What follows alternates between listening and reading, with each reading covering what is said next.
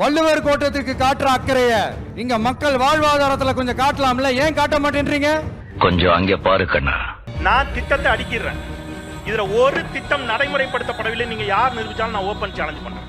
கலைஞர் மகளிர் உரிமை தொகை திட்டம், விடியல் பயண திட்டம், நான் முதல்வன் திட்டம், புதுமை பெண் திட்டம், தமிழ் புதல்வன் திட்டம், இல்லம் தேடி கல்வி, முதலமைச்சரின் காலை உணவு திட்டம் கனடா நாட்டு பிரதமர் பாராட்டி அவங்க நாட்டில் இம்ப்ளிமெண்ட் பண்ணியிருக்கிறாரு.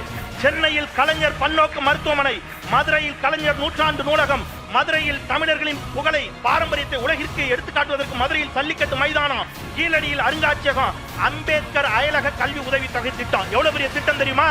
உயர்வுக்கு படி என்ற திட்டம், வடசென்னை வளர்ச்சி திட்டம், ஒருங்கிணைந்த ஜவுளி பூங்கா சேலத்துல, இன்னுயிர் காப்போம் நம்மை காப்போம் 48, மக்களை தேடி மருத்துவம், பெண் காவலர்களுக்கு சிறப்பு விலக்கு, மெட்ரோ 2ஆம் கட்ட பணிகள் கூட திட்டத்தையும் கொண்டு வந்திருக்கிறாரு. வெக்கேஷனுக்கு மட்டும் வீட்டை விட்டு வெளியில வர்றவரெல்லாம் ஸ்டாலினோடு போட்டி போட வேண்டும் என்று நினைப்பது அரசியல் நகைச்சுவை.